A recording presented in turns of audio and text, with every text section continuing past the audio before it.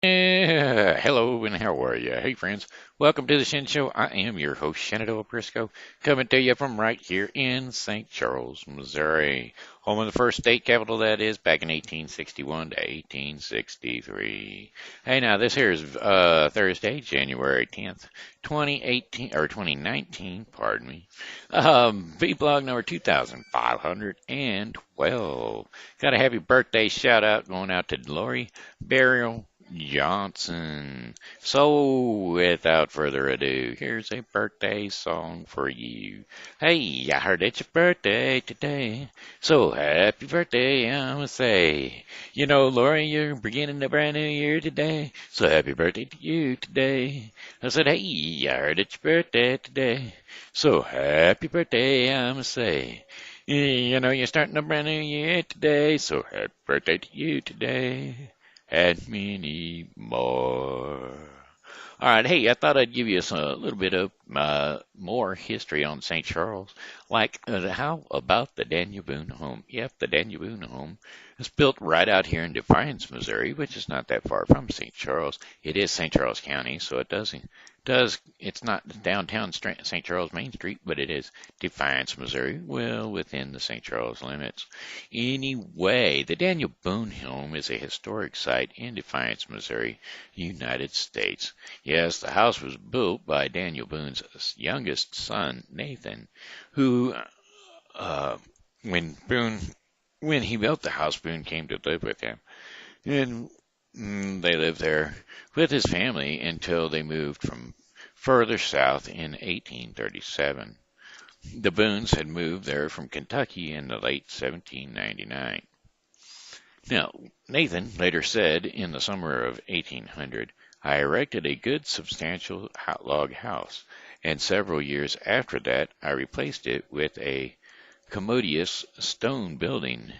My father, Daniel Boone, built himself a shop and had a set of tools, and when at home he would make and repair traps and guns. In fact, he did all of the needed smith work for the family and sometimes for neighbors to oblige them. But after a few years he disposed of his tools. Daniel and his wife, Rebecca, lived primarily with their son Nathan from the late 1804 to 1813, and then for much of the time from the late 1816 to his death in 1820.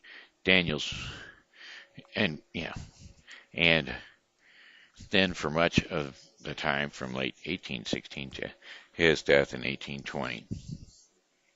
Sorry about that, just lost.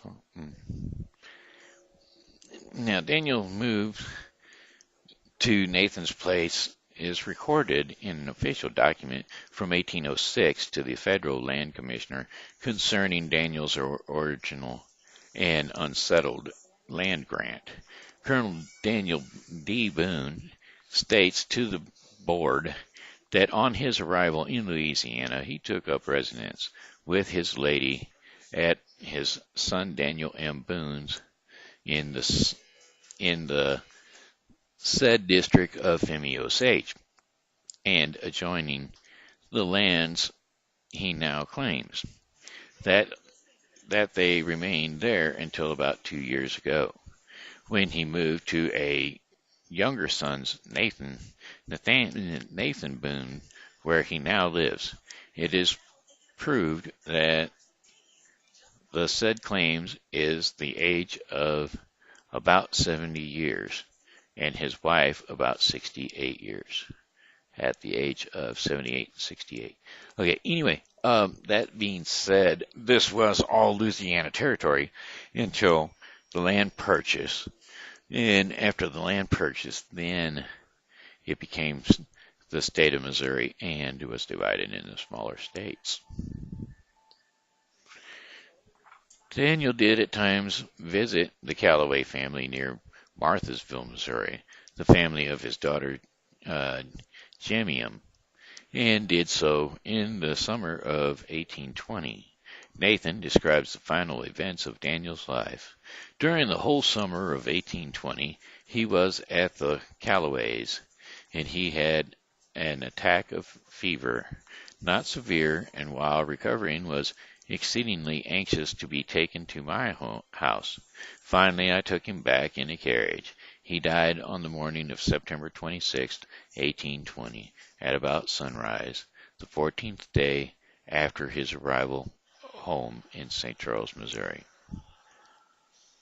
The architect of the home is Georgian style. Architecture of the home is Georgian style, and other various styles among the collection of 19th century buildings that make up the adjacent Moonsfields village. The house was added to the National Register of Historic Places in 1973. In May of 2016, the site was donated by Lindenwood University to St. Charles County. It was renamed the Historic Daniel Boone Home at Lindenwood Park and is operated by the county's Parks and Recreation Department. If you would like to take tours of the Daniel Boone Home, the park is open from 8:30 a.m. to 5 p.m. Mondays through Saturday, and 11:30 a.m. to 5 p.m. on Sundays. Guided tours are offered on the hour, every hour on the hour. During winter hours, the park is open to self-guided, but guided tours are only available on the weekends from 8:30 a.m. to 5 p.m. on Saturday and 11:30 a.m. to 5:30 p.m. on Sundays. The old place, the old Peace Chapel, and other historic buildings have been relocated to create Boonesfield Village at the Daniel Boone Historic Site. This is the panoramic image so that you might see the different one-building school rooms, the Daniel Boone home, and the other outhouse buildings, outdoor buildings around the area, including Daniel Boone's workshop. Let's see, what kind of time frame do we got? You know what? I think I'll sing the theme song to Daniel Boone's song lyrics, theme song of Daniel Boone.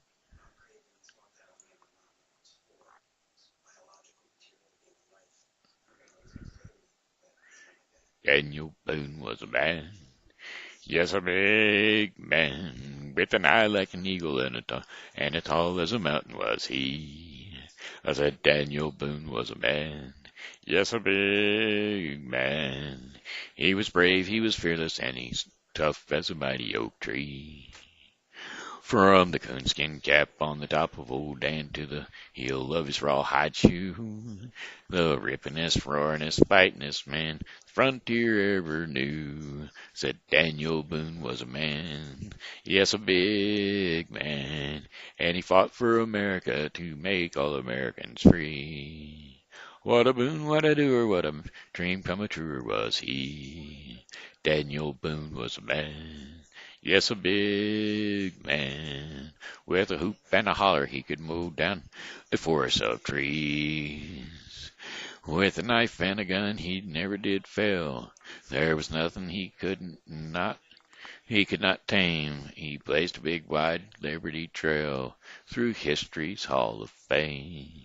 Daniel Boone was a man, yes, a big man, with a dream of a country that would always forever be free. What a boon, what a doer, what a dream come true was he.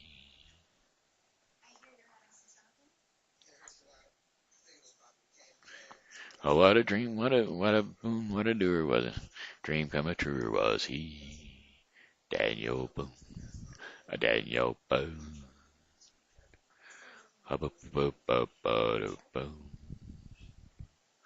You know what? I think we're just going to go ahead and run it on into our portion of the program called Our Daily Bread. And yes, that's right. Today's devotion, well, I'll be doggone. Where did today's devotion go? Today's devotion is called Jesus is Right Behind You. Yes, that's right. Let's say Jesus is right behind you. I don't know. How let's put it. How about one day Actually, it was after church, as a matter of fact.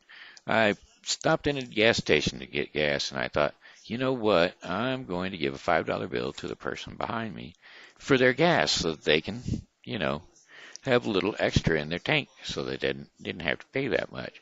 So I handed it to my roommate slash caregiver, and she uh, took it back there and she handed it to the person and made their day a little bit better. Just so happened it was somebody from my church. I didn't know that, and they came up and they pumped my gas for me as well as their own. But it was a blessing to both because, well, she didn't have to pump my roommate slash caregiver didn't have to pump my gas, and the person behind me received $5 for their gas tank. So it was a blessing for both, and that's just how things go. Sometimes Jesus is right behind you. You never can tell where you might find him. And for me, he could be right behind me for all I know. I don't know. I mean, he was that day, pumped the gas for us, so we didn't have to worry about it. Anyway, today I'm going to be reading Matthew 25:37 through 40. Matthew 25:37 through 40. Now, if you're keeping up with the Bible by Briscoe, the Bible with Briscoe, you can tune into the Bible with Briscoe on YouTube today and catch Genesis 29 through 30 and Matthew 9, 1 through 17. Okay, here we go. Matthew 20, Matthew 25:37 through 40. Then the righteous will answer him, Lord, when did you when did we see you hungry and feed you, or thirsty and give you something to drink? When did we see you a stranger and invite you in, or needing clothes and clothe you? When did we see you sick or in person and go to visit you?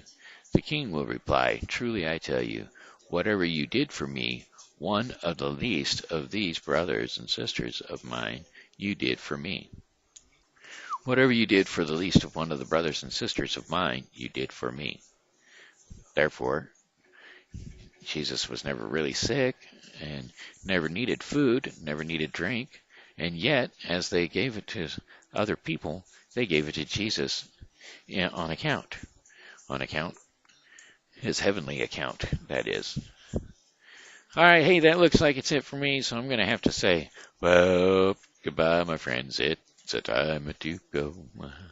I said goodbye, my friends. It's time to go. I hate to leave you, but I really must go. So goodbye, my friends. Goodbye.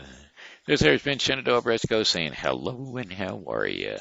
You know, God loves you and so do I. So come back and see me tomorrow because, well, I'll be here and I hope you are too.